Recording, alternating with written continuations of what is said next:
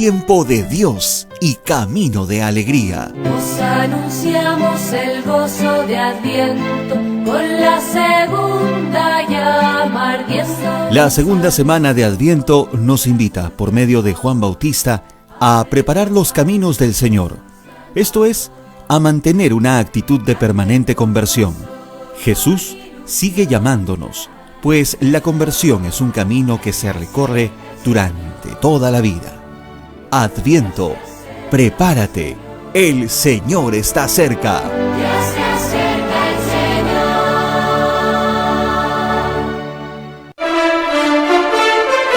Señor. Radio Santa Rosa, informando y evangelizando, te lleva buenas nuevas en tu vida.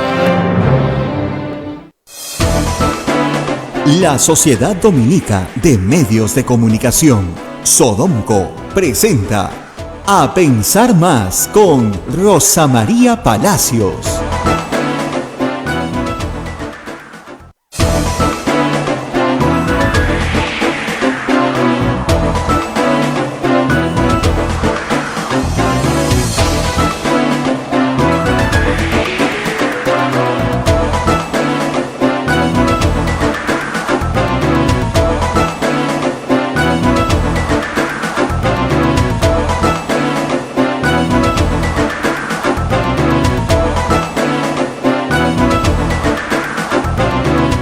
Señoras y señores, muy buenos días, bienvenidos a Pensar Más con Rosa María Palacios a través de las emisoras de la Sociedad Dominica de Medios de Comunicación. Les contamos que la Sociedad Dominica de Medios de Comunicación está integrada por Radio Santa Rosa en Lima y en la amplitud modulada 1500 kilociclos. Escuche usted bien siempre esto porque con tanto atropello a veces pueden malograrnos nuestra cuenta acá, pero la radio no la pueden malograr, así que inmediatamente usted vaya a la radio, 1500 kilociclos en todo el Perú, y la AM va a sobrevivir, así tienen una bomba atómica creo en el mundo, la AM en 1500 y la FM 105.1 al sur de Lima. Radio Santo Domingo en Chimbote, Radio San Martín en Arequipa, Radio Veritas Cusco, Radio Zapabucayari, Radio Quillabamba en la Convención, nos escuchan y nos ven también por su plataforma televisiva, Radio Quillabamba en Madre de Dios, Puerto Maldonado. Se une otra red de radios amigas en Huánuco, Radio Huánuco, Ayacucho, Radio La Voz de Ayacucho, Puno, Radio Pública, Radio La Decana, Lampa, Radio San Valentín, Ancash, Radio Moro, Huancayo, Radio Cumbres, Atipo, Radio Milenio, Abancay, Radio Estación Solar, Yurimaguas, Radio Oriente, Cajamarca, Radio Los Ángeles, Apumaquisterio, a Emetagua nos ponen podcast en todo el Perú y el mundo, y también la página web de Radio Santa Rosa, donde usted puede estar informado y pues seguirnos www.radiosantarosa.com.pe. Rosa María, vivite y coleando, sobrevives. Muy buenos días. Muy buenos días a todos. Buenos días a los que nos escuchan en Lima, por supuesto en todo el resto del Perú y en el mundo, porque a todas partes llegamos. Y tengo que contarles varias cosas más complicadas de lo que uno creería, pero empecemos por el panorama nacional. A esta hora de la mañana, cerrada la Panamericana Norte en La Libertad, cerrada la Panamericana Sur desde Pisco y toda la región Ica, y también cerrada la carretera central en La Oroya. Las tres vías de acceso principales a la ciudad de Lima tienen en este momento obstáculos de alguna naturaleza. Todavía no se siente en el precio de verduras y frutas y otros bienes de los cuales se abastece Lima, pero si esto durara muchos días probablemente sí habría un efecto. ¿Quién está detrás de todo esto? Pues queda bastante claro que el paro agrario no busca solo la derogatoria de la ley, no busca ni siquiera la derogatoria del régimen laboral agrario. Ahora los carteles dicen nueva constitución. ¿Nueva constitución?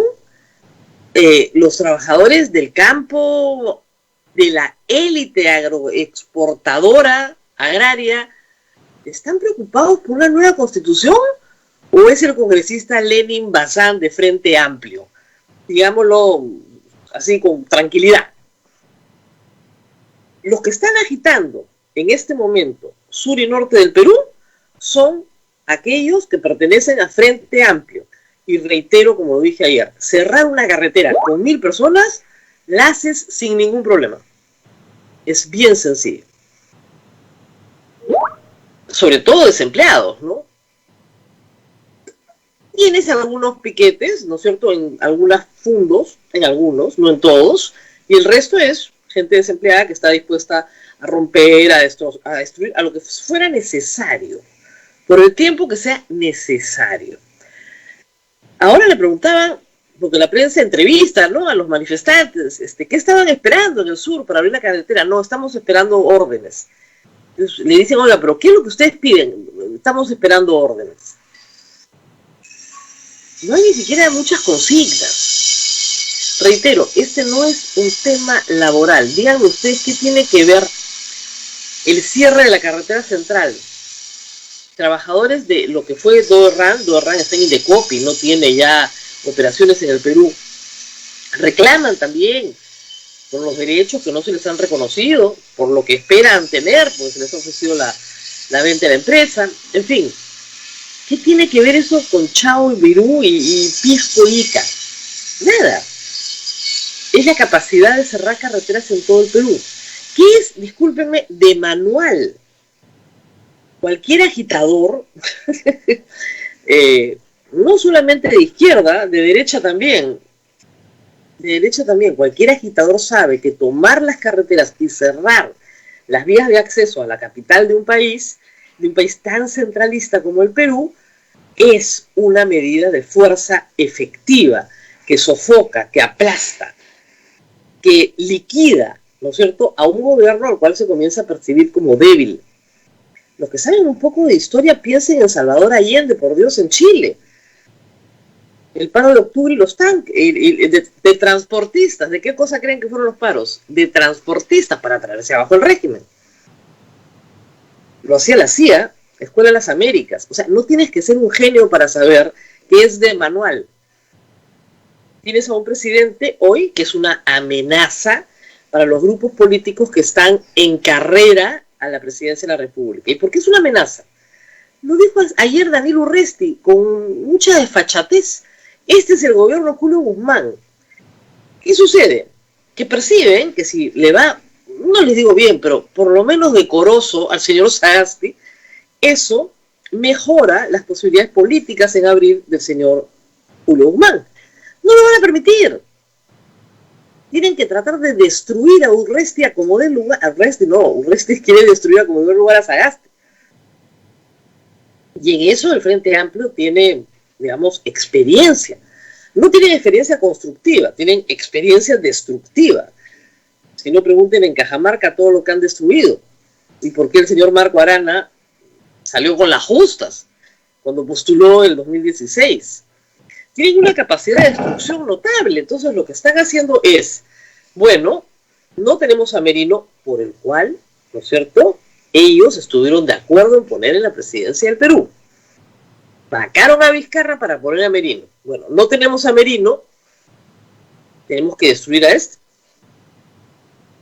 Es tan evidente lo que expliqué yo ayer, que creo que de alguna forma indirecta ayudé al gabinete de Violeta Bermúdez, que tuvo una exposición de 50 minutos muy solvente, porque es un gabinete muy profesional, de gente muy preparada, que dijo exactamente, acotó su papel a lo que puede hacer, discúlpenme, en 7 meses. Es un gabinete con fecha de salida, con fecha fija de salida, digamos, otros saldrán en el camino, pero una fecha fija de salida. Y lo acotó a los temas que son relevantes, importantes y urgentes.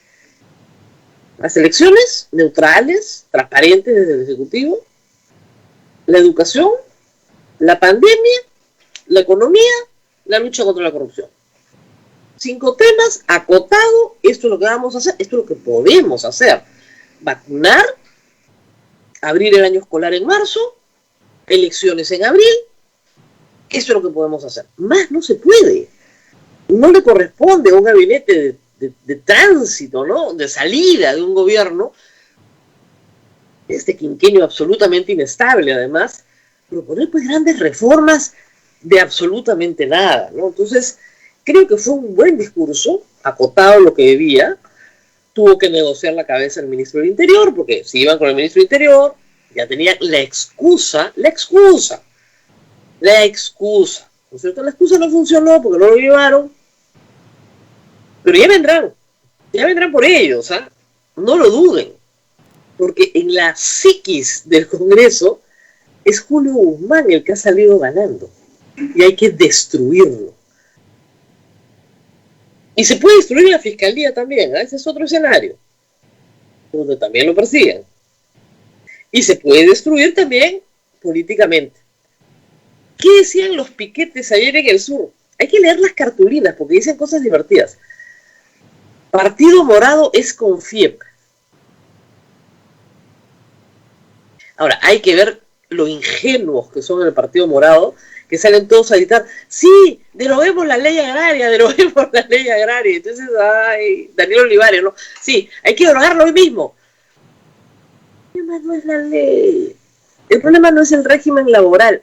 Miren, ayer ya no sabía yo cómo compartir cuadros explicando lo que Alonso Seguro nos explicó ayer muy bien.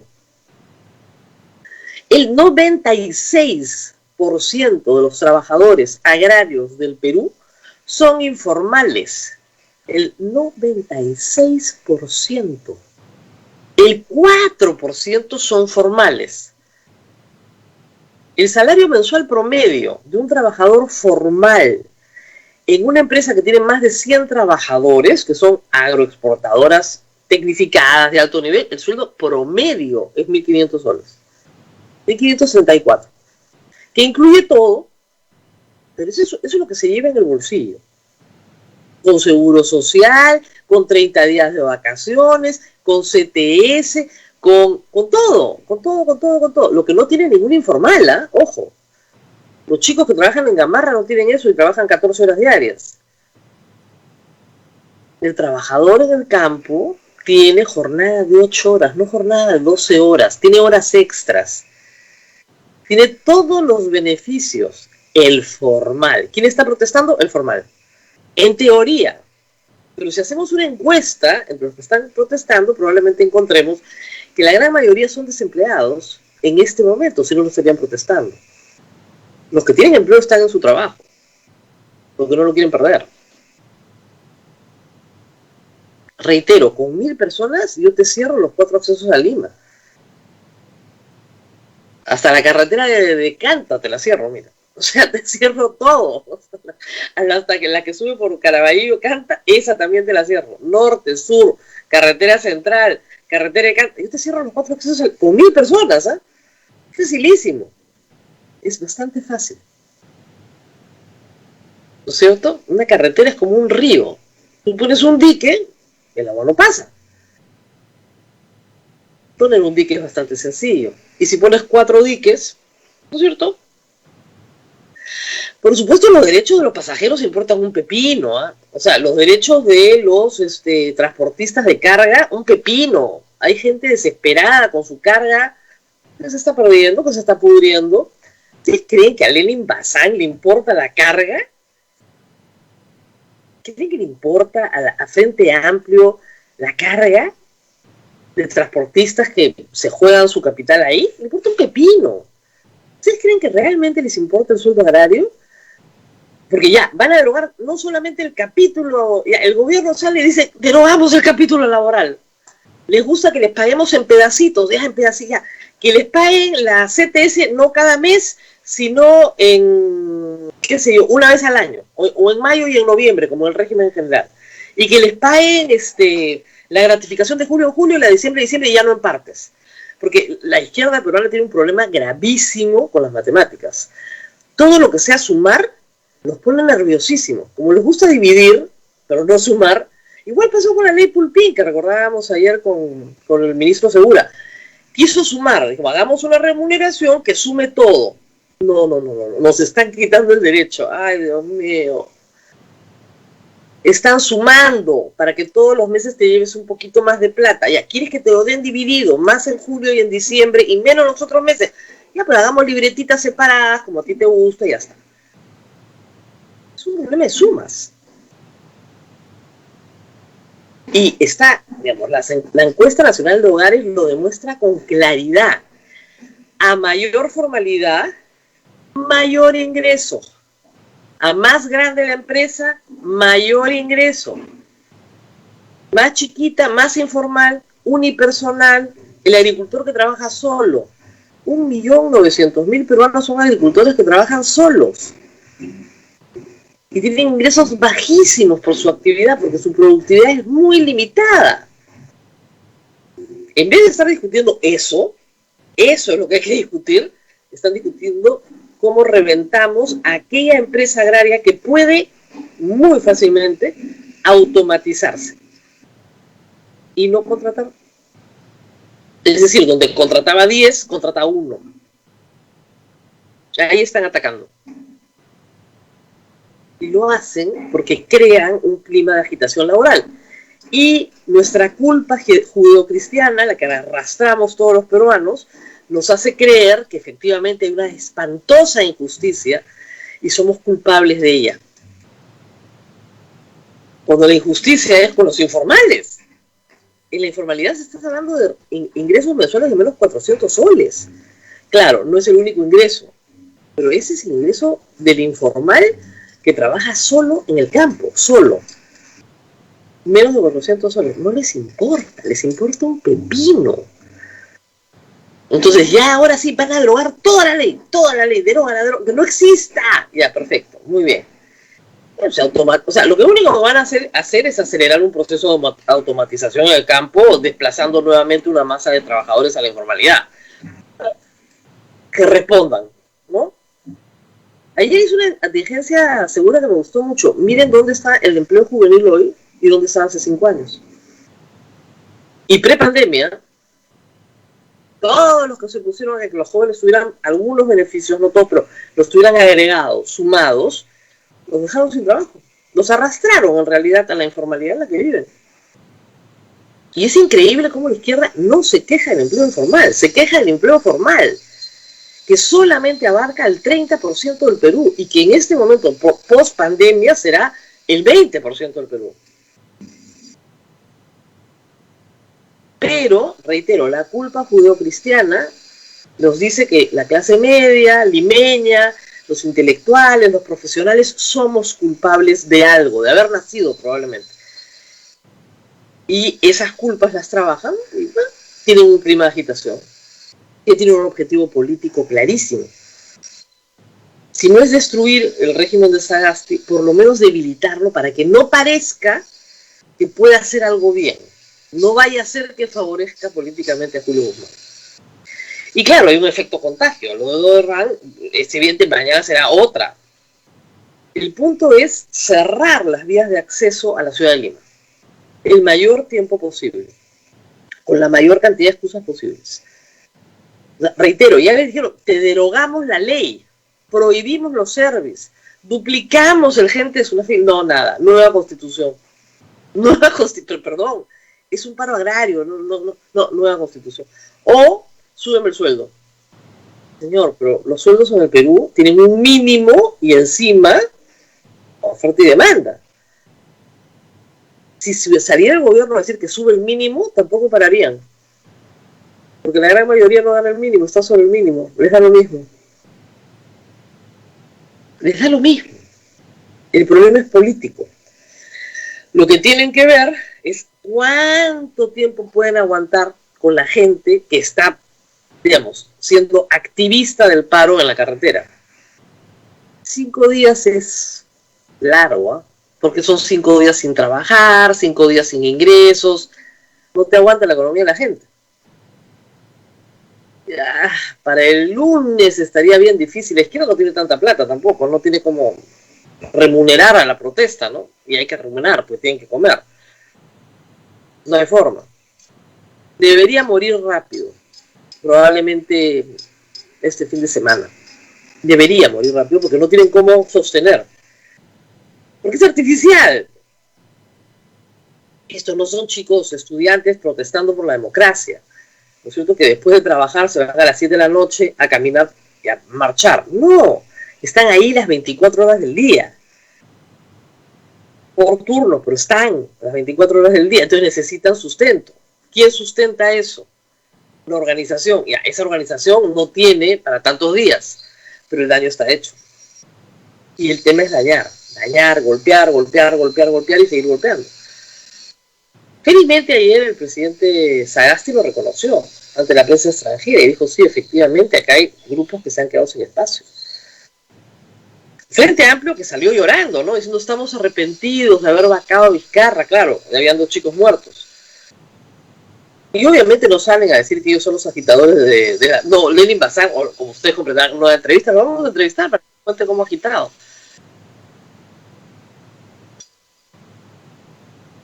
No sé.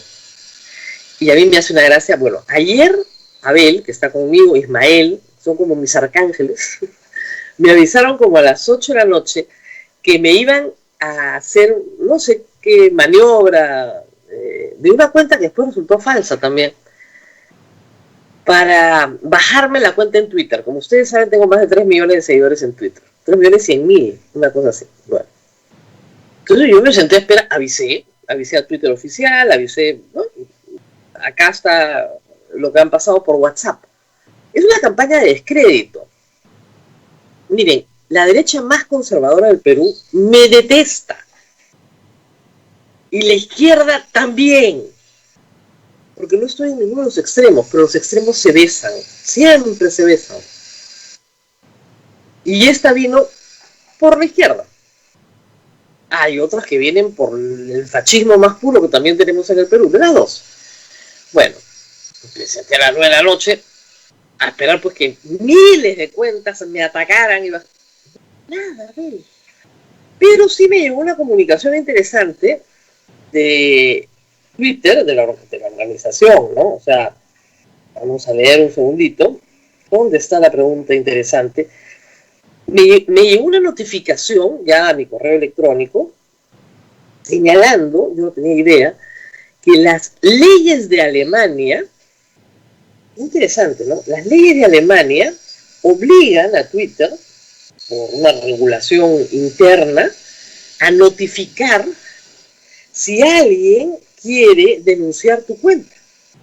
Y dice así, hola, de acuerdo con la legislación alemana, Twitter tiene la obligación de avisar a los usuarios que son denunciados por personas de Alemania a través del proceso de denuncia establecido en la legislación de aplicación de la ley de redes sociales.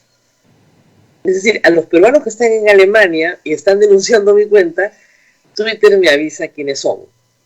¿Ah? Me dicen que recibieron una sola denuncia contra mi cuenta en relación con el siguiente contenido. Mi perfil, dice Rosa María Palacio, una así de tal, ¿no? Investigamos el contenido denunciado y concluimos que no es susceptible de ser eliminado de acuerdo a las reglas de Twitter ni con la legislación alemana. Por lo tanto, no tomamos ninguna medida como consecuencia de esta denuncia específica. Ojalá tuviéramos legislación así en el Perú.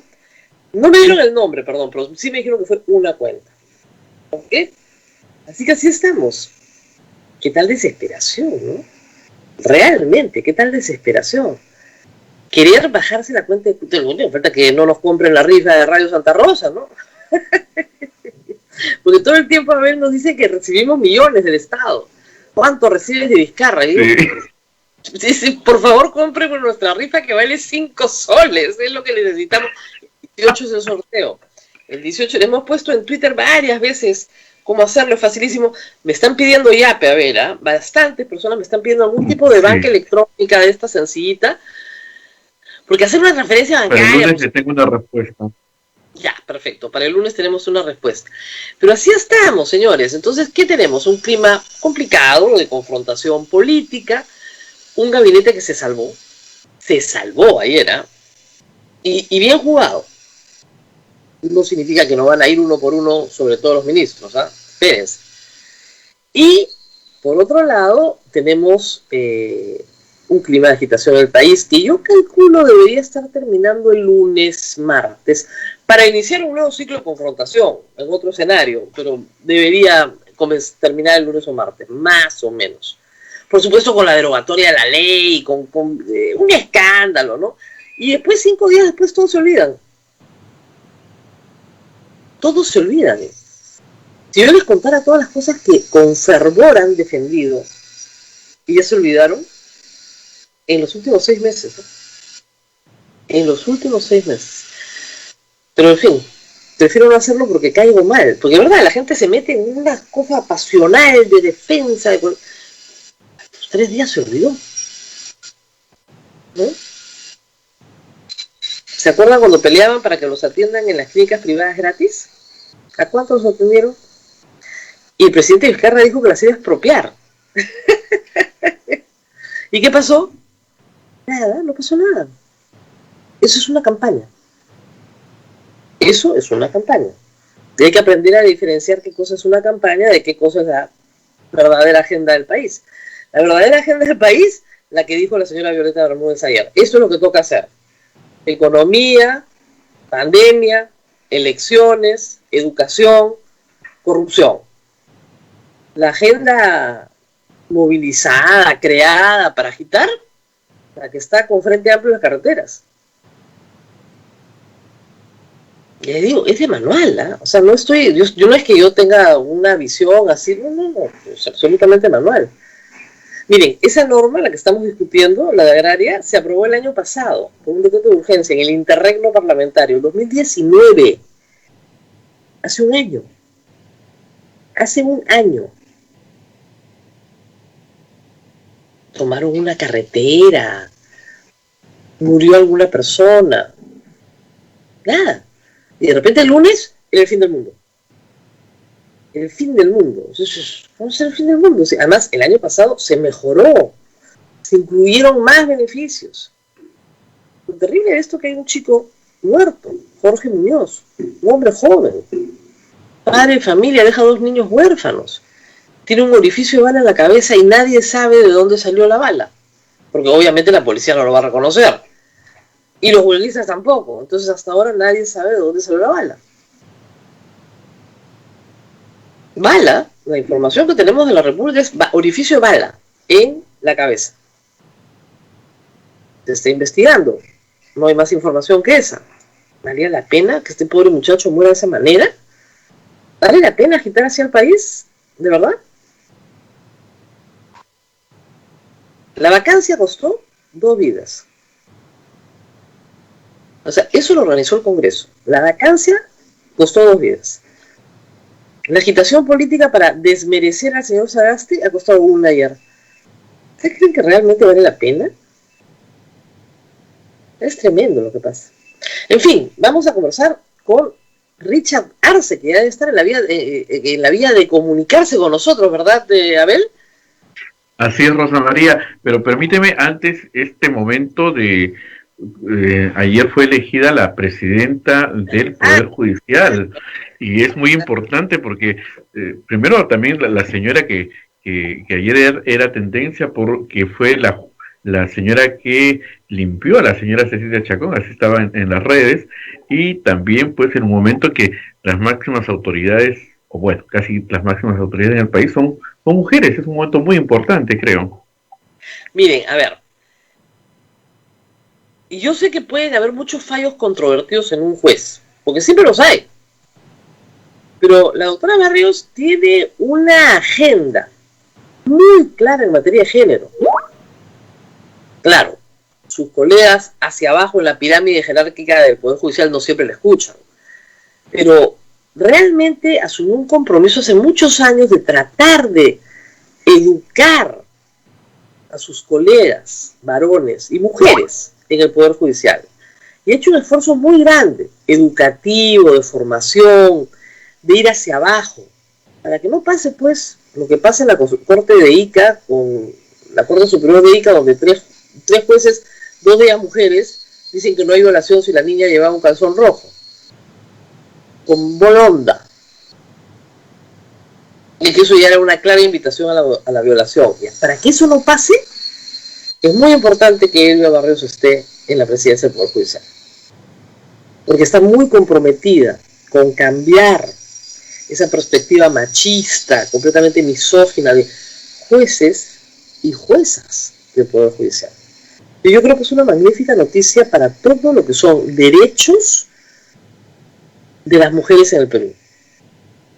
Porque sí creo que entiende que el Poder Judicial ha estado de espaldas. ¿Te acuerdas en la marcha de las mujeres, la que hubo de Ni Una Menos, cuando Ni Una Menos tenía esa capacidad de convocatoria? Multitudinario. Marchamos hacia la puerta de Palacio de Justicia. Éramos miles de mujeres ahí, no sé, yo calculo 500.000 de mujeres fácil. Y gritábamos Poder Judicial, vergüenza nacional, justamente por los temas de impunidad en violencia contra la mujer. Y la que estuvo parada al frente, en las escaleras arriba, escuchando a la multitud, fue la doctora Barrios, con otros colegas suyos de la Corte Suprema, que salieron a escuchar y entendían perfectamente el problema. Entonces yo creo que, reitero, que es una muy buena noticia, por lo menos para la defensa de los derechos de las mujeres en el Perú y de la impunidad que los hombres consiguen en el Poder Judicial. Yo creo que eso va a cambiar y espero que este sea un mensaje muy potente. Lo otro que me alegra muchísimo es que hayan votado por ella 11 de 15 vocales. El 11 de 15 vocales quiere decir que finalmente, a diferencia del señor Lecano, me alegra muchísimo que hayan votado por ella 11 de 15 vocales. Estamos ¿Me copia? Ahora sí, escuchamos a Richard Arce, pero creo que nos estamos cruzando. ¿Ahora sí? Sí, buenos días, Rosa María, ¿cómo estás? Ahora sí, ya no nos estamos cruzando. Muy bien, vamos a hacer una pequeñísima pausa, ¿no, Abel? Así es, Rosa María, nos vamos a la pausa y volvemos ya con el señor Richard Arce, ex congresista, que nos va a contar también su posición frente a todos los acontecimientos que están pasando en el país. Pequeña pausa, Rosa María, no se olviden, la gente que puede ayudarnos con la rifa, ayúdennos por favor. Para el lunes le tenemos la información del YAPE. Cuídense, volvemos en un minuto. Sodomco, Sociedad Dominica de Medios de Comunicación. Antes, para hacer su tarea, María tenía que recorrer un largo camino hasta la biblioteca más cercana. Ahora que tiene HughesNet, el internet satelital número 1, solo camina a la sala de su casa para tener acceso a la mejor educación. HughesNet te ofrece planes desde 20 megas, Wi-Fi incorporado y más datos para estar siempre conectado. Visita internetsatelital.com.pe y recibe el primer mes gratis. HughesNet, el internet satelital que llega donde otros no llegan. Aplican términos y condiciones. Sodomco, Sociedad Dominica de Medios de Comunicación.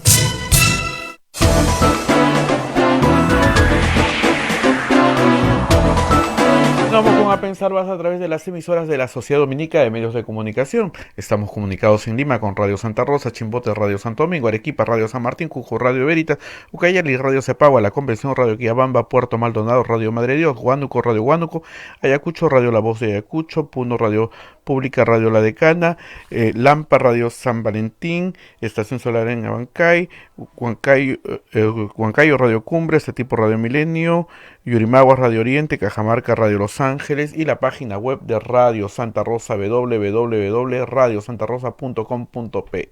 Rosa María, adelante. Rosa María, ya estamos. Adelante, Rosa María, te escuchamos. Hola. Muy bien, estamos nuevamente con ustedes, estamos con el ex congresista Richard Arce, y ex candidato a la presidencia de la República por Runa. ¿Qué pasó, congresista? Muy buenos días, Rosa María, muchas gracias por la oportunidad. Un saludo a todos los seguidores de Radio Santa Rosa y sobre todo al país en una coyuntura tan especial. En realidad, nosotros tuvimos la mejor intención de presentar una propuesta alternativa para participar en este proceso electoral. Y lo primero es hacerme a culpa, porque el problema mayor, más allá de la resolución que sacó el Jurado Nacional de Elecciones, que en un momento te voy a explicar, es la falta de compromiso a los acuerdos que se habían llegado políticamente entre varios movimientos regionales y el partido Runa, para poder participar en este proceso electoral y además hacer ejercicio de la democracia interna. Lo concreto es que simplemente el partido no inscribió mi lista en la OMPE, a pesar que habíamos hecho todo el procedimiento correspondiente. Y por una obvia razón, sabían que íbamos a ganar esas primarias, porque los propios dirigentes del partido, que son allegados al candidato, al presidente del partido, Ciro Gálvez, simpatizaban con nuestra propuesta, por muchas razones, ¿no? Entonces yo sentí que ellos vieron una amenaza en la posibilidad de hacer ejercicio de la democracia interna. Eso que iba a ser por delegados, pero yo estaba confiado, porque al final se gana o se pierde en un proceso electoral, y lo que uno tiene que aprender es más bien a perder, para que pueda tener esa suficiente capacidad de madurez política. Y he perdido yo elecciones, Rosa María, he perdido 2 veces elecciones regionales. El 2014 pierdo por un poco más de 100 votos, o sea, sé lo que significa perder por nada una elección, pero lo concreto es que bloquearon nuestra candidatura. Yo seguí los procedimientos que corresponden para hacer los reclamos, primero en instancia partidaria. Recuerda bien, esto es una gran lección para toda la clase política, porque las primarias es una situación sui generis, es por primera vez que realmente se dan proceso de primarias. Tiene una serie de falencias todavía, porque antes era mero procedimiento formal, era simplemente firmar papeles sobre una supuesta democracia interna. Lo hemos hecho en las elecciones regionales, Rosa María. Era un acuerdo interno de partido y se firmaba documentos y se presentaba al jurado, a la OMPE, después al jurado, para decirle: señores, hemos hecho el ejercicio de democracia interna y estos son nuestros candidatos. En el caso de Oruna, lo que hicieron fue direccionar para que no participemos. Nosotros recurrimos a las instancias partidarias, primero al órgano electoral descentralizado, apelamos, no nos aceptaron evidentemente, apelamos a segunda instancia al órgano electoral central, tampoco nos aceptaron, y hay una figura de impugnación de decisión del acuerdo del órgano electoral central partidario, que se presenta al Tribunal del Jurado Nacional de Elecciones. Inclusive se paga una tasa, un porcentaje de una UIT, una serie de procedimientos que incluyen hasta la firma de un abogado que esté colegiado, y una serie de formalidades, y sobre todo con los argumentos y los sustentos de las alteraciones que se habían hecho. Hubo manipulación de la página web, una serie de irregularidades con pruebas, o sea, documentadas, y sale la resolución del Jurado Nacional de Elecciones simplemente sustrayéndose de la materia. O sea, lo mismo que el Tribunal Constitucional.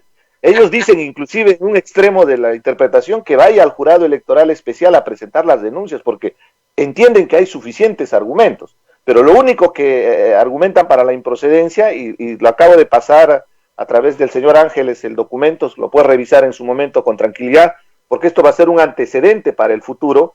Es determinante ver que ellos se sustraen de la materia y solamente dicen que eso debió haberse solucionado en instancia partidaria, habiendo la contradicción real de que ellos tienen que pronunciarse sobre las cuestiones de fondo cuando hay una impugnación a una decisión de instancia partidaria. Ahí paro, porque para que me puedas un poco contextualizar y empezar el diálogo, ¿no? Porque ha sido bastante frustrante, sobre todo con las personas que creían en la propuesta, la organización que se ha armado a nivel nacional, 14 regiones organizadas, constituidas, con la expectativa de participar en un proceso electoral, ¿no? Ahora, el señor Ciro Gálvez, discúlpeme, no tiene ninguna posibilidad en las elecciones que vienen. O sea, va a perder su inscripción. Ha quedado bastante mal con su organización, con ustedes. ¿Es posible que ustedes, habida cuenta que lograron organizarse, puedan fusionar todas estas iniciativas y crear un partido político para las elecciones del 2022? Sí, Rosa María, en realidad esta es una lección más aprendida, se repite en nuestra historia política, porque muchas veces nos hablan de que nos pasamos de un partido a otro. Hay personas que venimos del mundo profesional, de un espacio privado, y queremos hacer política porque vemos lo que tú estás viendo y lo que siente la mayoría de personas, indignación. Entonces dice, es mejor entrar a la cancha para pelearla. Y es lo que hemos hecho el 2010, Rosa María. Yo el 2010 regreso de Europa, trabajaba en un organismo de cooperación internacional, trabajaba en Bélgica, dejé todo ese mi desarrollo profesional para regresar a mi tierra y empezar a hacer política. Al extremo que cuando pierdo las elecciones del 2010, porque solo fue un mes de campaña, pero quedé en un lugar muy expectante, quedamos en tercer lugar, no tenía opción laboral, porque en Apurímac es muy limitado las posibilidades de desarrollarse profesionalmente, pero no fue óbice, al contrario, me quedé, regresé a una actividad, no llamaría tanto profesional, sino más bien empresarial, porque tomé el negocio de mi padre, que justamente falleció. O sea, yo te cuento algo muy personal. Yo regreso para hacer política, y como es la vida, esa mi decisión me permitió disfrutar los últimos 10 meses de vida de mi padre, porque él fallece con un infarto. Entonces, eso le da mucho sentido a mi decisión, porque lo más probable era que un día en Bruselas, o tal vez en París, recibí una llamada y me decían, Richard, tu padre ha fallecido. Y eso hubiera sido muy duro en lo personal. Yo decido regresar a la política y la vida me da un vuelto, dándome la posibilidad de disfrutar los 10 meses más maravillosos con mi padre. Entonces, eso me motivó. Me dijo, esto tiene sentido, estoy haciendo lo correcto. Tal vez no como profesional, pero voy a incursionar en política para tratar de contribuir con mis humildes conocimientos, mi humilde experiencia, para tratar de cambiar la forma de hacer política. Y ese es el mayor orgullo de pretender regresar a mi tierra y hacer política decente.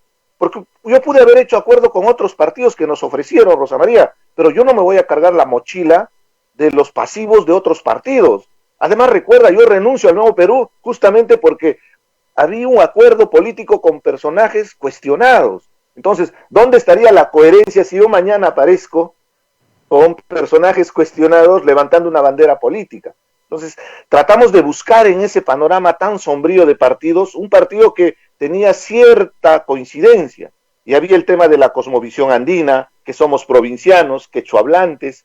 El acuerdo con Ciro Válvez fue en quechua, con presidentes de comunidades que son dirigentes de movimientos regionales, y conversamos, inclusive el acuerdo al final fue, ustedes saben, en el campo, en la comunidad, cuando uno falta un acuerdo, el castigo es látigo. Entonces nos vamos a latigar si es que alguien falta al acuerdo. Ese fue el epílogo del acuerdo político, ¿no? Entonces, pero bueno, se repite la historia una vez más. Yo hago mea culpa porque no fue un buen acuerdo político, evidentemente, porque al final primaron otro tipo de intereses. Sé que han renunciado las bases de Cusco, de Ayacucho, de Arequipa, de Ica, de una serie de regiones que no son mis militantes, ojo, ¿eh? Mi organización ya se retiró, yo presenté mi renuncia porque evidentemente no puedo avalar irregularidades. Si ellos hubieran actuado correctamente y nos ganan en buena lid, al contrario, yo sería el primero en cargarlo en los hombros a Ciro Gálvez para decir que él es el candidato, porque él ganó. Esos son los principios democráticos. Y ahora sí, entrando al jurado, es importante lo que te quiero mencionar. Yo estaba buscando el espacio para conversar contigo, porque yo quiero dar una alerta al país respecto a este pronunciamiento del Jurado Nacional de Elecciones. Y entrando al fondo de esto es el pronunciamiento de uno de los miembros. Me refiero al fiscal supremo Arce Córdoba, que en representación del Ministerio Público, él es miembro del tribunal. El riesgo es que este señor está siendo investigado desde hace mucho tiempo y es parte presuntamente de esta organización criminal de los cuellos blancos del puerto. Es muy allegado a Tomás Gálvez, a Rodríguez Montesa y a Chávarri. Y en el extremo particular de mi queja personal es que él tuvo una acusación constitucional. Yo era miembro de la comisión permanente y lo que hice en esa comisión fue tratar en soledad, porque muchas veces me confronté con el fujimorismo para que estas acusaciones sigan su conducto regular. El Congreso no los iba a sancionar, o sea, a lo más de repente le suspendían en su función, pero el Congreso no juzga. El Congreso lo que hace es allana los procesos para que la Fiscalía pueda investigar.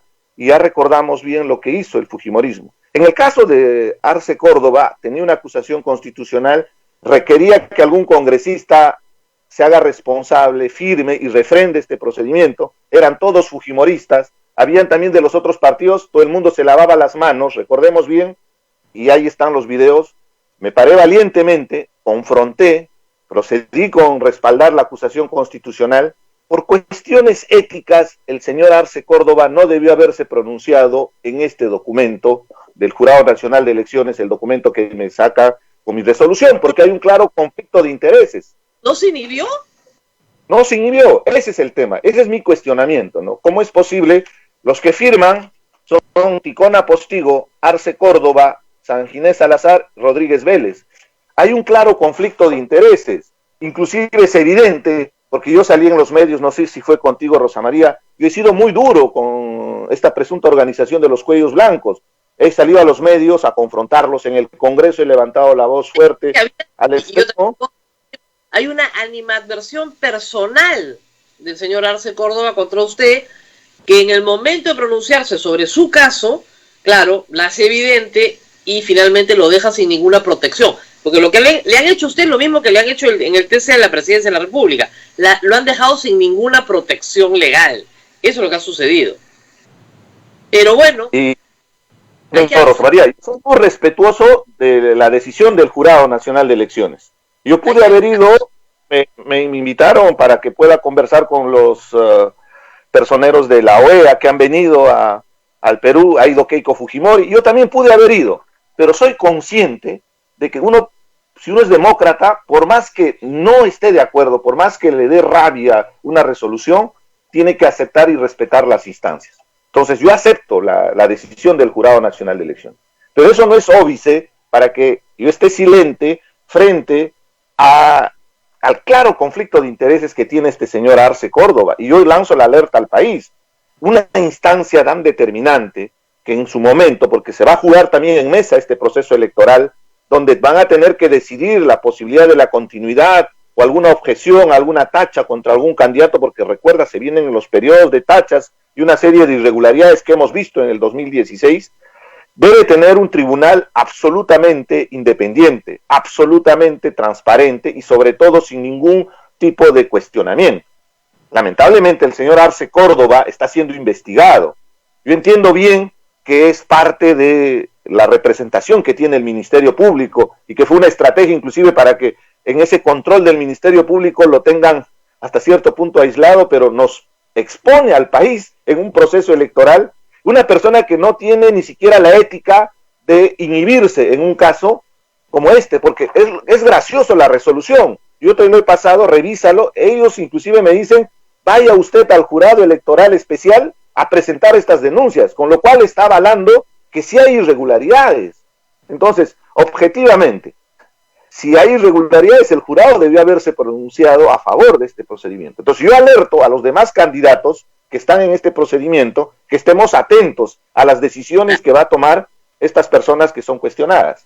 ahora, como usted nos ha contado en algunos episodios de su vida, a veces uno le va mal en algo, pero le va bien en otra cosa. Es evidente que con esta gente usted no se iba a llevar bien, pues porque son unos traidores. O sea, ¿para qué va a estar con gente que ni siquiera han empezado y ya le están clavando el puñal, no inscriben su lista? Ya pues, o sea, no es la gente con la que debe parar. Pero sí es posible, como usted me decía, si con movimientos regionales a nivel nacional están construyendo una propuesta para el 2022. Por supuesto, Rosa María, por supuesto, seguimos en política. Esto es un aprendizaje más, no hay la desazón evidente, hay una cierta desmoralización de algunos sectores que tenían mucha expectativa, porque independientemente de lo que hemos hecho la propuesta en la última encuesta, inclusive de Ipsos, yo sé que aparecemos en el rubro de otros, pero estábamos empezando, sin ni siquiera hacer ninguna campaña. En redes sociales la respuesta ha sido muy interesante, sin lanzar ninguna campaña, porque estábamos esperando primero inscribirnos, ¿no? Entonces, hay cierta expectativa, y esa expectativa, al contrario, nos motiva a seguir trabajando, pero de manera mucho más seria, mucho más responsable, y con la antelación correspondiente que nos permite inscribir un partido político. Eso está claro, y vamos a participar el 22, y aspiramos el 26, nuevamente tentar la presidencia de la República, previo a un trabajo organizado, coordinado, evidentemente, ¿no? Y veamos cómo también se va desarrollándose estos años. Claro, con más tiempo. Ahora, el Perú está en medio de una agitación impresionante, congresista. O sea, ya hemos pasado por una vacancia que ha sido rechazada por todo el Perú. Una vacancia que ha costado la vida de 2 jóvenes en Lima, que lo único que hicieron fue salir a caminar por las calles del centro de Lima. Nada más. Por unas horas, ¿ah? No es que tomaron el centro, no, por unas horas, nada más. Luego tenemos que el señor Sagasti toma la presidencia en medio de grandes pugnas internas. Recordemos que demoró toda una tarde que se pusieron de acuerdo y recién al día siguiente se pusieron de acuerdo. Pero inmediatamente que llega al poder, comienzan los cuchillos de nuevo. Y esta agitación que estamos viendo en todo el Perú, por una norma aprobada el año pasado, se le está imputando al Frente Amplio y en particular al señor Lenin Bazán. Y ahorita, si usted quiere venir de Andahuaylas a Lima, le cuento que no hay por dónde pasar. O sea, no hay por dónde pasar, ni pasando de Ayacucho hacia... No hay, porque está tomada la carretera central, está tomada la Panamericana Sur. O sea, están absolutamente incomunicados con Lima, porque las dos están. Creo que ni dando la vuelta por Canta llega usted, ¿ya? Porque seguramente ahorita la toman también. ¿no? Y tampoco puede bajar por Nazca Puquio porque también está tomado pues Ica. Entonces no hay por dónde bajar a Lima. Con todo lo que eso significa para transporte de alimentos, verduras, todo lo que se viene a la capital, o sea, todo lo que es transporte, comercio. ¿Cómo lee lo que está pasando ahora? Yo quisiera resumir una frase: que tenemos 105 golpistas y la mayoría de ellos ahora se han vuelto tirapiedras, porque lamentablemente estamos en una coyuntura electoral y hay muchas organizaciones políticas que están en el Congreso que sus posibilidades de ser reelegidos o de siquiera pasar la valla son improbables. O sea, no hay la posibilidad de que pasen la valla. Y han visto un muy buen escenario exacerbar las emociones con reclamos legítimos de la población. Y en eso quiero ser muy transparente porque soy un hombre de izquierda, Rosa María. Los reclamos de muchos sectores son legítimos y son postergados año tras año. La Defensoría del Pueblo reporta cada mes un promedio de 180 conflictos sociales en diferentes estados de estadio, algunos en latencia, algunos ya que inclusive se manifiestan. Entonces han visto como una muy buena oportunidad ese ambiente caldeado para exacerbar esas emociones y aprovechar. Lo que a mí me está dando miedo, Rosa María, es que en estos días vamos a ver una serie de conflictos sociales porque hay una respuesta totalmente absurda, irracional y sobre todo irresponsable del Congreso de la República con estas medidas populistas. Porque el mensaje es claro: tú tienes un reclamo legítimo que te han postergado hace muchos años, es momento que te levantes.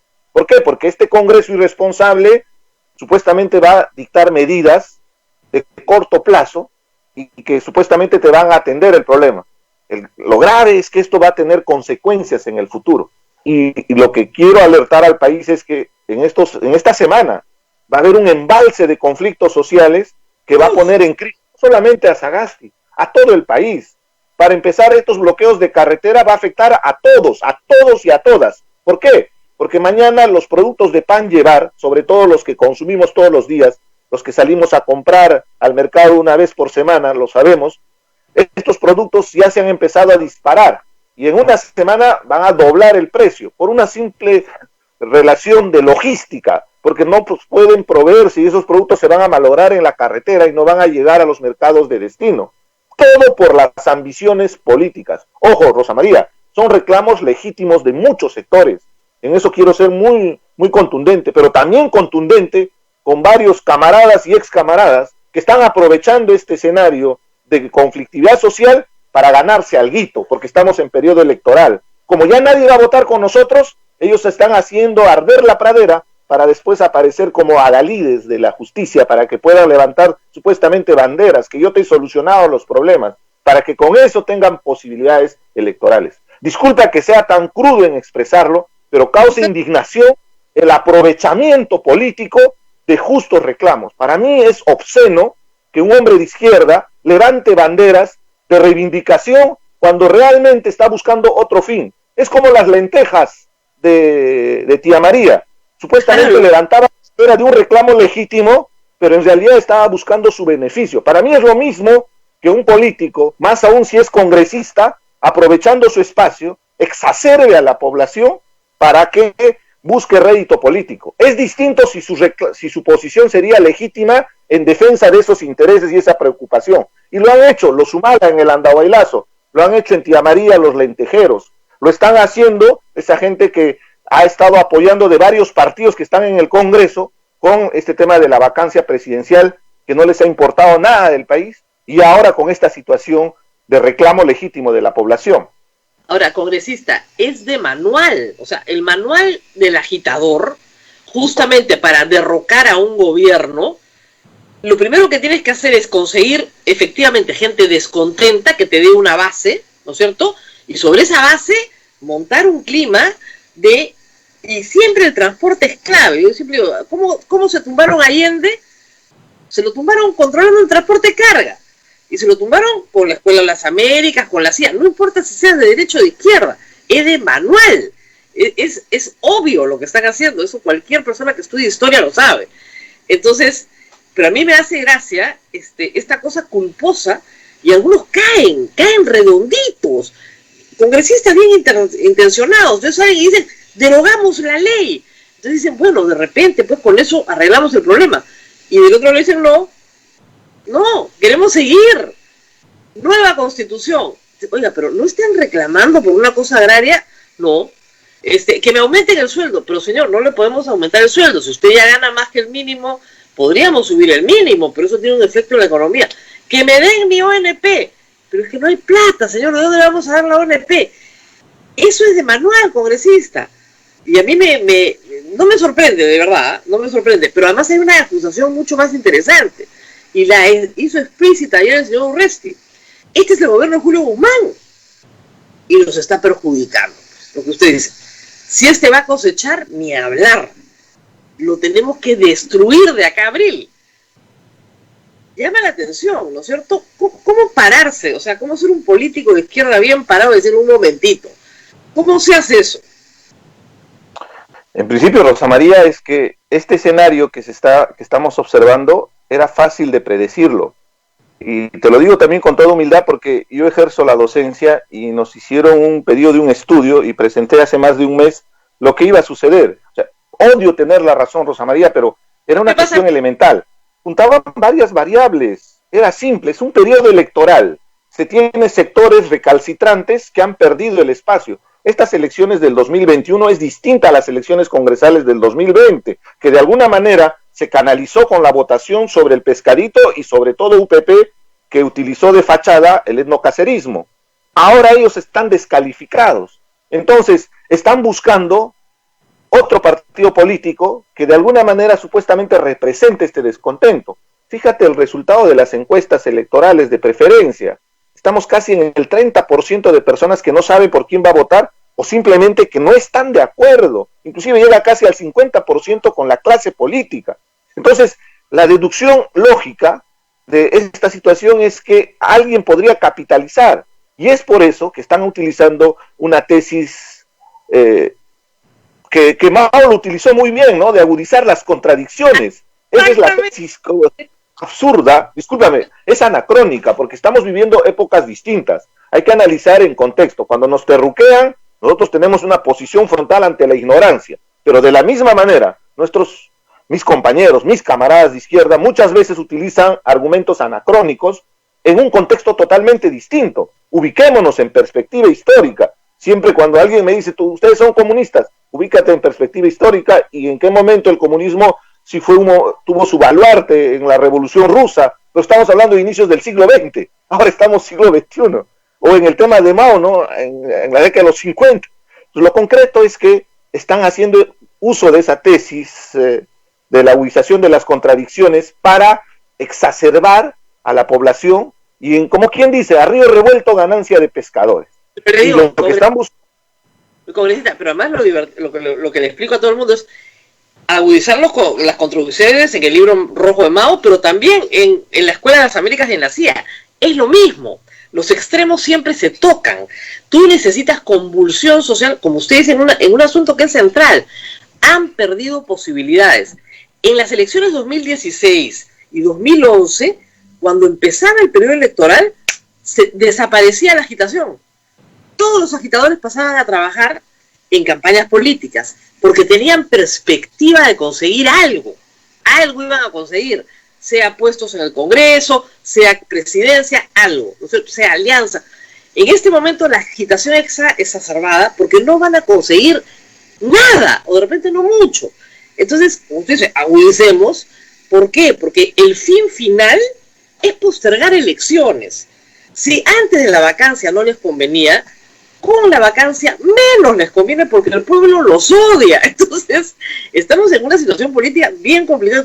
Como usted la ve, yo la veo igualita. Y yo no soy una persona de izquierda, pero sé un poco de historia, ¿no? Y leer algunas cositas. Y yo odio tener la razón también. Pero yo la veo clarísima. O sea, la vacancia yo la vi clarísima. Y después de la vacancia, esto no dura. Van por agudizar las contradicciones. Frente a eso, si usted recibe una llamada del presidente Sagasti y le dijera, oiga, usted ha pasado por eso, lo disolvieron, ¿no? ¿Qué podría hacer el presidente para enfrentar una situación como esta? Lo primero, Rosa María, ubicarse en contexto también en cada uno de los conflictos. Porque el grave problema que se tiene, y es lección número 1 que dictamos los que somos especialistas en la gestión de conflictos, es que cada conflicto tiene su propia naturaleza, su propia lógica, sus propios actores. Yo sé que es complicado porque existe dentro de la presidencia del Consejo de Ministros el Viceministerio de Gobernanza, y ahí está adscrita un área que se encarga de los conflictos sociales, y es un espacio muy reducido de personal. Entonces imagínate, con tantos conflictos, se debería tener por cada conflicto un equipo de trabajo, para que esté contextualizado y para que pueda entender la lógica de los actores. Se llama gestión de intereses, o sea, saber qué es lo que están pensando cada uno de los actores. Y en muchos de estos conflictos, exactamente, identificando, se hace un mapeo de actores. Así es lo primero. Es determinante, pero ¿qué es lo que sucede? Lo que sucede generalmente es que lo ven como un todo. Fue como el tema de la cuarentena, ¿no? Toman a nivel nacional, cuando había regiones donde en una comunidad campesina el colegio estaba aislado, no había posibilidad de que llegue el virus, pero desde marzo pararon las clases. Ahí debió haber parado las clases en mayo, en junio, de acuerdo a cómo iba evolucionando, pero no, cerraron absolutamente todo. O sea, no estoy cuestionando la medida, porque de alguna manera también nos ayudó a contener el virus, pero con objetividad. Hay que ubicarnos en cada uno de los conflictos para poder analizar. Lo segundo, Rosa María, por mi propia experiencia hasta congresal, muchas de las demandas se solucionan en instancia de gobierno. Entonces, hay medidas muy concretas que se pueden hacer en el corto plazo para poder atenderlas. Entonces, yo creo que si el Estado analiza cada uno de los conflictos y se puede atender con equipos cada una de las demandas, se puede de alguna manera bajarle la intensidad de la demanda, porque se va a ir solucionando. Y lo tercero, ser muy transparente en la información, Rosa María. Lamentablemente, los sectores que exacerban estas emociones para generar un caldo de cultivo, como un conflicto social, se basan sobre argumentos a veces surrealistas y quieren hacer inclusive la revolución con un paro. Mi lección, yo he estado en muchas movilizaciones sociales en primera fila, he estado en esta semana junto con la generación del Bicentenario, mientras que algunos candidatos estaban en Bolivia, otros desde su casa estaban ahí tuiteando. He estado en las calles, he estado en los hospitales, teniendo inclusive familiares en casa con problemas de exposición al virus, pero tuve que salir porque era la indignación, sin hacer mucho ruido como corresponde, porque era candidato, o sea, si no, también no era coherente. A lo que voy es que esta gente utiliza muy bien estas movilizaciones para supuestamente hacer una revolución. Con un paro no se va a hacer la revolución, a lo más se va a lograr un punto del pliego petitorio, y por eso hay que decirle eso a la población, para que no se genere esa sobreexpectativa. Hace unos días, discutiendo con el tema de la Constitución, un paréntesis aparte, yo le explicaba a un compañero que tiene una posición, la respeto, pero muy radical. Le decía que en la Constitución, el artículo 206 establece cuál es el procedimiento para hacer una nueva Constitución. Porque lo que me decía es, vamos a hacer una nueva Constitución y eso va a significar una convocatoria ciudadana, al estilo de la Comuna de París, es del siglo XIX. Eso no va a funcionar, porque él decía, los profesores vamos a tener nuestra representación, los mineros, los trabajadores, los campesinos, al estilo de la Comuna de París. Discúlpame, Rosa María, la única forma de cambiar la Constitución está establecido en esta Constitución espuria, que es para mí del 93, pero establece en el 206 los procedimientos. ¿Qué significa? Que este Congreso o el próximo Congreso es el encargado de hacer la reforma constitucional. Entonces, si tenemos un Congreso cuestionado, ¿cómo se va a hacer una reforma constitucional con un Congreso populista, irresponsable con todo lo que está generando? Y ahora más con el próximo Congreso, si no sabemos elegir qué reforma constitucional vamos a hacer. ¿A qué voy con todo esto? De que hay que explicar a la población. Los canales de comunicación del gobierno tienen que ser mucho más transparentes para explicarles que cada una de sus demandas evidentemente son legítimas, pero que tiene una gradualidad para atenderlas en un Estado de Derecho. El Estado de Derecho no significa meterles la policía para meterles golpe. El Estado de Derecho significa el respeto de ambas partes. Ni la policía puede abusar, ni tampoco los protestantes pueden tirar piedras y destruir la propiedad privada, y menos llegar a una confrontación hasta llegar al extremo de muerte. Entonces, ese mensaje político es muy importante. Entonces, mi recomendación al señor Sagasti es que ahí es donde está fallando. Cuando ayer le entrevistan y le dicen que vamos a imponer el Estado de Derecho, en otras palabras, vamos a usar la fuerza, es un mensaje negativo, cuando más bien debería diseñar la estrategia para poder atender que no se embalsen esos conflictos. Además, también es del libro, de repente lo debe saber seguramente el señor Francisco Sagasti, responder con represión. ¿Qué es lo que espera? El que agudice la contradicción espera que se responda con represión. Espera represión, busca la represión dura. ¿Por qué? Porque a los que tiene movilizados los enardece. Es exactamente lo que se busca. Lo último que puede hacer policía de orden público es responder con represión. Tiene que responder, como están haciendo en Ica, están cuidando a los pasajeros de los buses, están cuidando la carga, no se están enfrentando a los manifestantes, están cuidando a las personas que tienen derecho a ser cuidadas, ¿no? Pero están en otra posición. Entonces hay que tener mucho cuidado con eso. Eso también es de manual. No se responde con represión, se responde, digamos, con ciudades que se cercan, pero que no se agreden. Y lo que esperas es que pasen los días, y no te aguanta, porque, digamos, tú puedes agudizar las contradicciones, pero la gente, las 1000 personas que toman una carretera, no están trabajando, y al 5º, 6º, 7º día tienen que comer. Entonces ya vas perdiendo, y ahí entra la policía, pero no puedes atacar, porque va a venir de nuevo una segunda ola. Y como usted dice que es, yo no sé por qué no lo llaman, ¿no es cierto? Que identifiquen a los actores, que identifiquen claramente a los actores, y con una identificación de actores, todo el Perú sabría quién está organizando esto de verdad. ¿Ya? Y al señor Lenin Bazán decirle que ya sabemos que es él, pero debería saberlo también, como usted dice, el viceministerio de gobernanza, la PCM, que es el que tiene que ver esto, que no lo pueden agarrar pues de... Debería saberlo el ciudadano que se está manifestándose, porque la gran frustración es de la persona que sale a manifestarse, que con justos reclamos expresa su indignación, pero que está siendo utilizado por otros intereses subalternos, subrepticios. Lo más frustrante que he visto en las movilizaciones sociales, Rosa María, porque te lo voy a decir con mucho respeto, mi tierra, Andahuaylas, es una región muy valiente. Todo lo que ha conseguido es fruto de las luchas y de los esfuerzos. Somos leones cuando tenemos que hacer una protesta. Por eso los Humala, que no tienen nada que ver con Andahuaylas, se fueron a Andahuaylas, porque sabían que era un pueblo aguerrido, históricamente. En otro momento te voy a contar toda la historia de Andahuaylas. Pero el gran problema de Andahuaylas, y yo sé que muchos se van a molestar, es que somos leones para luchar, pero a la hora de la negociación somos gatitos. Y siempre ha sido esa mi indignación, porque no tienen no ha habido esa capacidad de aprovechar una coyuntura para generar beneficios para nuestra región. ¿Y a qué voy con esto? Porque se aprovechan, pues. Hay gente que exacerba, que utiliza la movilización para que la población se movilice y después a la hora de conseguir esos beneficios aparece el negociado, las vendetas, los pepejulios, pues. Esos que se venden por lentejas, que realmente exacerban a la población, no por el reclamo legítimo, sino porque están buscando algún tipo de beneficio pecuniario, crematístico, o inclusive, en este caso, político, pues, porque lo que quieren es, de alguna manera, salvar su imagen, salvar su partido, pasar la valla, o de repente hasta quieren ser presidente a través de movilizaciones. Ya tenemos la elección. Yo creo que prohibido olvidar pueblo peruano. Ollanta Humala gritaba a los 4 vientos, agua sí, mina no, y con esa exacerbación llegó a la presidencia. ¿Qué hizo en la presidencia ese radical que se llenaba la boca? ¿Qué hizo ese radical?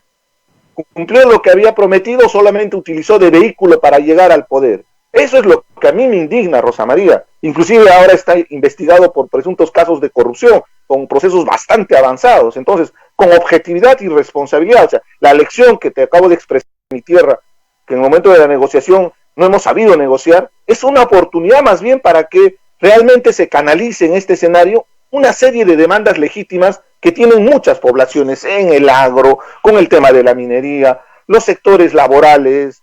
En esta época de ley de presupuesto, Rosa María, acabamos de escuchar con un desparpajo total que los congresistas pedían cada uno 5 proyectos. ¿A cambio de qué? Ahí está el negociado, el tráfico que se da en la ley de presupuesto. Entonces, ahí tenemos que estar atentos, porque hacen farra fiscal con el dinero escaso que tenemos en el país. Estamos en una crisis económica donde tenemos que ser responsables con el poco dinero, porque no hay trabajo, es una situación bien complicada.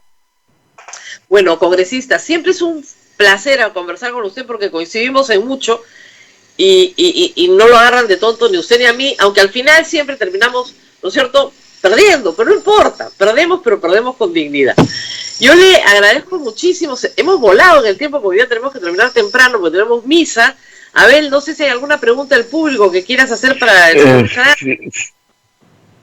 su futuro político, solamente nos preguntan por eso. Señor Arce, un partido potable así para ser congresista, pero que lo inviten, ¿no? No, vamos a constituir un partido político, Rosa María, eso es definitivo. Vamos a trabajar en la constitución de un partido. Y no estoy hablando del tema de la membresía legal, estoy hablando de una organización, porque yo siento que eso es en realidad mi mayor fortaleza.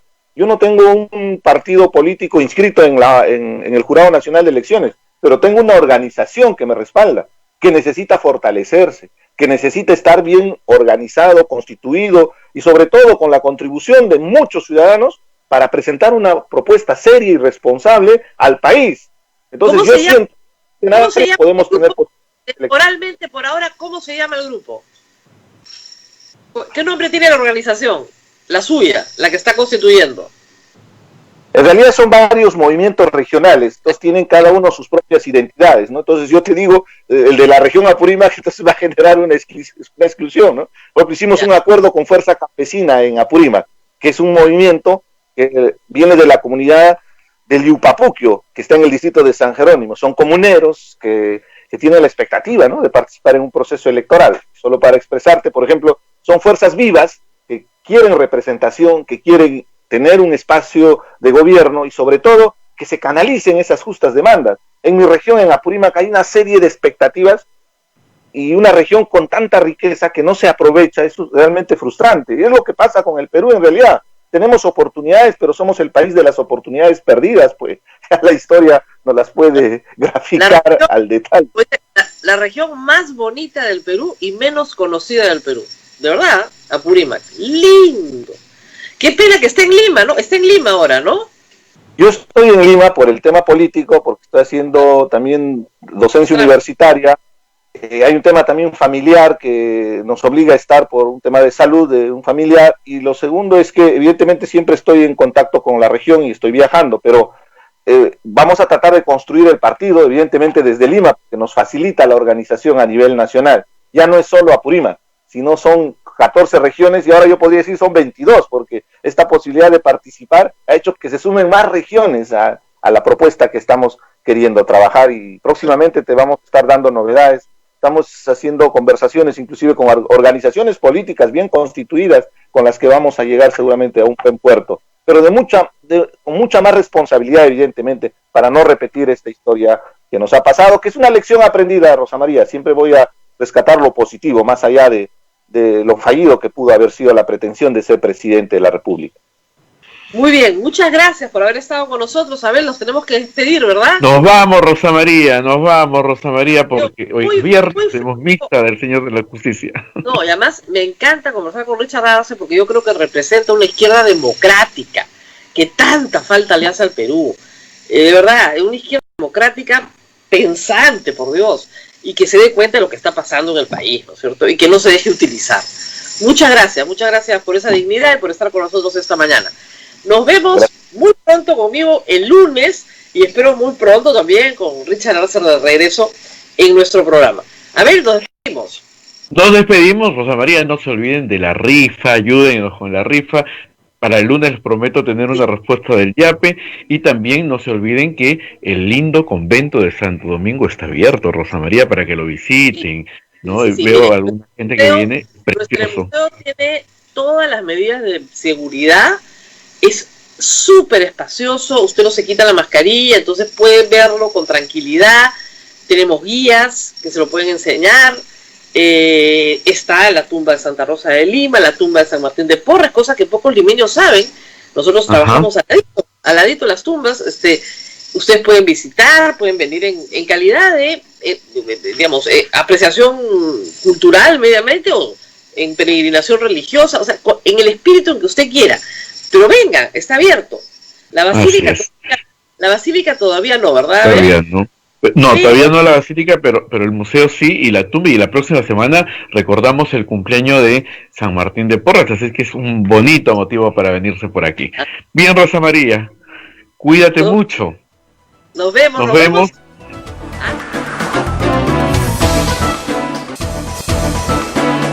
Hasta aquí, A Pensar Más con Rosa María Palacios.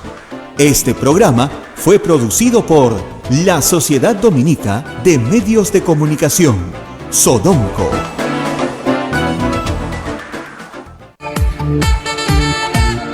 Radio Santa Rosa, buenas nuevas en tu vida. Antes, para hacer su tarea,